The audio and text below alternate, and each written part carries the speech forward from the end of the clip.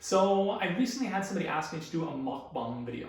And the first when I heard mukbang, I was like, is that a sex position? Did you guys mukbang yesterday? But that's not it at all. So I Googled it. Apparently it's a South Korean trend that involves eating in front of the camera. Now, I'm not here to judge. Well, maybe a little bit. So I'm going to tuck into this video. Now, I originally thought, well, what should I eat in front of the camera? What is the first thing I'm going to eat in front of the camera? And I was like, Korean food, naturally, because the trend came from South Korea. But then I thought, you know what? This video is all about student life and navigating student life. So why not anything better than to eat my favorite indulgence that I had when I was in my undergrad? And at the same time, I'm going to talk about Frosh 15, or in my case, Frosh 30. Not a good couple of years for the midsection. So come along with me. I'm going to get my favorite indulgence, and then I'm going to eat it, and you're going to drool.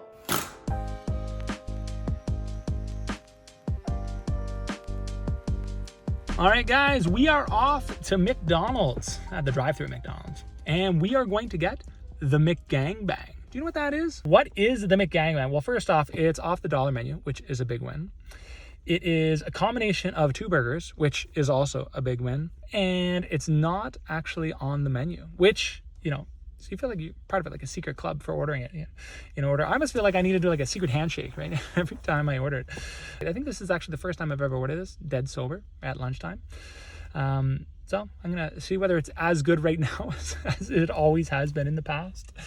So what is the burger? Well, it includes actually 2 burgers, the McDouble and the Junior Chicken. And I know you're thinking, these burgers are actually pretty good on their own, and you generally eat them separately, but not today. You're gonna open up the McDouble and you're gonna slide the Junior Chicken inside, okay? What do you get? Bun, patty bun, chicken, bun, patty bun. And you get a combination of sauces. And if you don't know this already, but I'm already salivating because it is so tasty. So I didn't create this dish, nor did I popularize it, but I certainly did consume it a few times during my undergrad. Probably like 50 times a year, right? Like once a week during my undergrad. It was one of my favorite post-drink, sop up all the alcohol foods. I'm not sure whether it actually sops up the alcohol, but if you think about like eating it once a week, right, at the end of the day, when you probably don't need any more calories, and it's probably like 500 or 600 calories, right? It's just reckless. I was just reckless. Speaking of calories, a couple of years ago, I was biking across Canada with one of my buddies that I graduated engineering with. I did mechanical engineering at the University of Waterloo.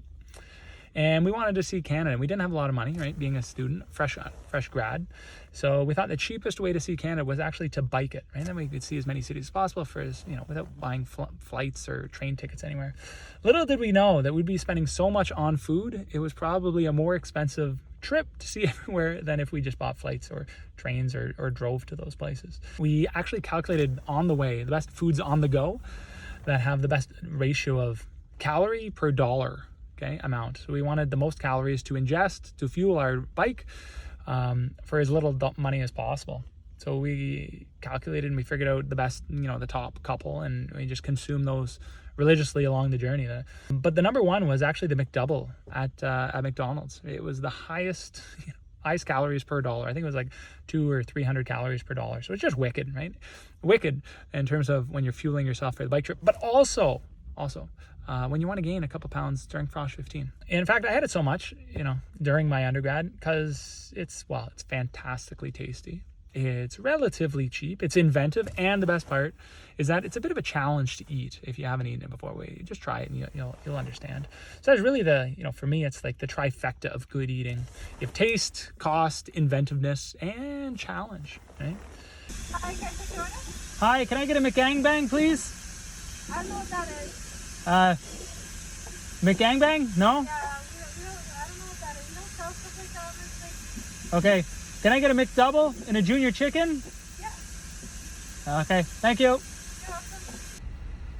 You're welcome. When you order quality food, sometimes it takes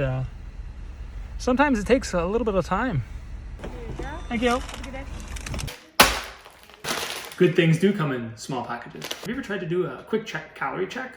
Well, all you have to do is go wave this in front of your dog and see where they respond. If they respond, great, it's probably a lower calorie content. But if you can't respond and they go crazy, you really just have to look at the RPM on the tail. If it's really going crazy, you got something really tasty in there. Sit. Sit. Sit. Sit. Sit. Not listening. There's no real art to this. It's more of a science. You need to carefully deconstruct the burger, comme ça, and then carefully insert the junior chicken, comme ça, and then carefully reassemble, comme ça. And that, my friends, is your McGangbang. You know, I feel this work of art is a bit of a model. It needs some pictures, doesn't it? There we go.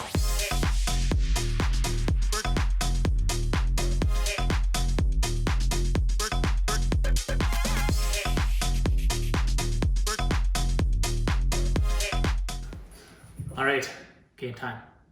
I'm ready to eat. On camera. I don't know why I'm making such a big deal of this. Look at that bite. Talk about a challenge to eat. It's good. It's quite good. It's really quite good. Where am I supposed to look? Am I supposed to look at you? I feel like I'm looking into your eyes when I eat. Should you do that? You been on? I feel like an animal eating. I didn't realize when I eat this how much stuff goes on my face. Because most of the time I eat this, every other time I've eaten this, I just didn't care if things were on my face. Now, a little more self-conscious, one, because I'm sober, and two, because I'm in front of the camera. What makes it so good? I think it's variation in textures. You got soft buns. You got, meat-like patties, 2 of them. Got some cheese. You got chicken. You got a variety of sauces, which I think is kind of cool. They marry well together. Frosh 15 is the idea that you gain 15 pounds your first year of university. How do you gain that weight? Taste, cost, inventiveness, and challenge. That's how you gain that weight. Forget about the alcohol. Forget about studying late nights and eating chocolate and sugary foods and Red Bull and Coke to keep you up. No. How you do it? Frosh 15. Taste, cost, inventiveness, challenge. Sit. No, I know, I couldn't say no. Down. Now we're gonna do something special here. Sit. Down. Sit. Down.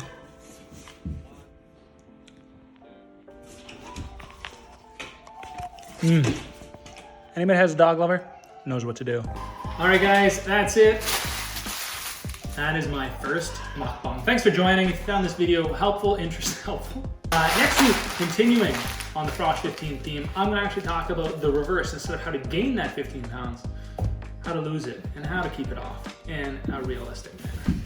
Take care.